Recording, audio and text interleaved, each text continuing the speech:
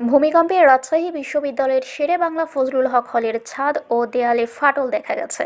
এতে ওই হলের শিক্ষার্থীদের নির্মাণাধীন কামরুজ্জামান হলের নিচ তলায় স্থানান্তরের সিদ্ধান্ত নেওয়া হয়েছে। শুক্রবার দুপুর 2:30টায় বিশ্ববিদ্যালয় প্রশাসন ভবনে বিশ্ববিদ্যালয় কর্তৃপক্ষ, হল প্রশাসন এবং শিক্ষার্থী প্রতিনিধিদের সভায় এই সিদ্ধান্ত নেওয়া হয়েছে। এছাড়া মেয়াদোত্তীর্ণ হওয়ায় ভগ্নদশার মন্নুজান হলের সহস্রাধিক শিক্ষার্থীর মাঝে নিরাপত্তার তীব্র ঝুঁকি তৈরি হয়েছে। শেরেবাংলা ফজলুল হক হলের শিক্ষার্থীদের অভিযোগ, হলটি অনেক পুরনো এবং সাম্প্রতিক সময়ে বেহাল দশা হয়েছিল। খসে পড়েছিল হলের বিভিন্ন জায়গার ছাদের পলেস্তারা। গতকাল ভূমিকম্পের পর হলের পশ্চিম ব্লকের একাংশ হেলে পড়েছে এবং দেয়াল ও ছাদের একাধিক জায়গায় বড় ফাটল দেখা গেছে। এতে তাদের মাঝে নিরাপত্তা ঝুঁকি সৃষ্টি হয়েছে। সকালের ভূমিকম্প শেষে তারা হল থেকে তাদের স্থানান্তরের দাবিতে বিক্ষোভ মিছিল বের করেন। তাদের সংহতি জানায় কেন্দ্রীয় ছাত্র সংসদ। রক্সু নেতারা এ বিষয়ে পদক্ষেপ গ্রহণে জুমার নামাজ পর্যন্ত সময় বেঁধে দেন।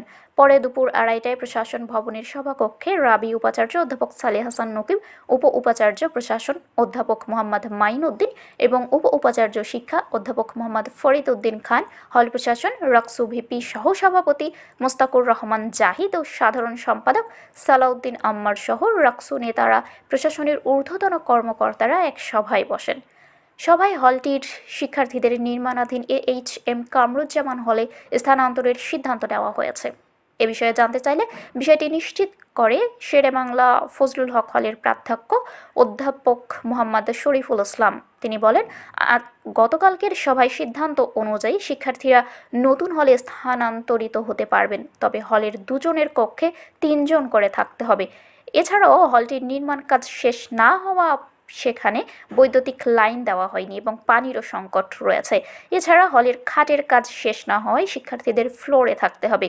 তাদের কিছুটা কষ্ট হলেও নিরাপত্তার স্বার্থে এই সিদ্ধান্ত নেওয়া হয়েছে।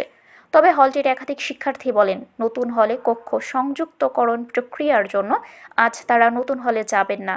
আজ রাতের ভেতর তাদের কক্ষ সংযুক্ত করার কাজ শেষ হলে শনিবার নতুন হলে যাবেন। মনোজান হলের শিক্ষার্থীদের সঙ্গে কথা বলে জানা যায়, হলটিতে রয়েছে ইলেকট্রিসিটির গোলযোগ। বিভিন্ন ব্লক ও তলার বাথরুমগুলোর লোহার মরিচা ধরা পাইপ থেকে চুইয়ে চুইয়ে পড়ে পানি এবং ছাদের ঢালাই ও দেয়ালের পলেস্তারা খসে পড়ছে। এ অবস্থায় আজকের ভূমিকম্পে হলটির শিক্ষার্থীদের মাঝে তীব্র নিরাপত্তা ঝুঁকি তৈরি করেছে। এ বিষয়ে রোকেয়া হল সংসদের সহসভাপতি সুমাইয়া জাহান জানান, আমরা হলের সমস্যার স্থায়ী সমাধানের জন্য বিশ্ববিদ্যালয় প্রশাসনের কাছে স্মারকলিপি দিয়েছিলাম।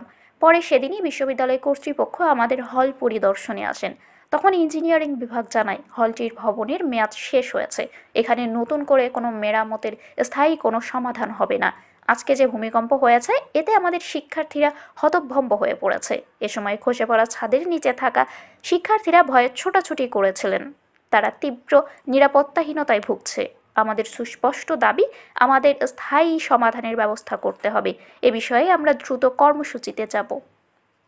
শারমিন শিমু, বরেন্দ্র টেলিভিশন।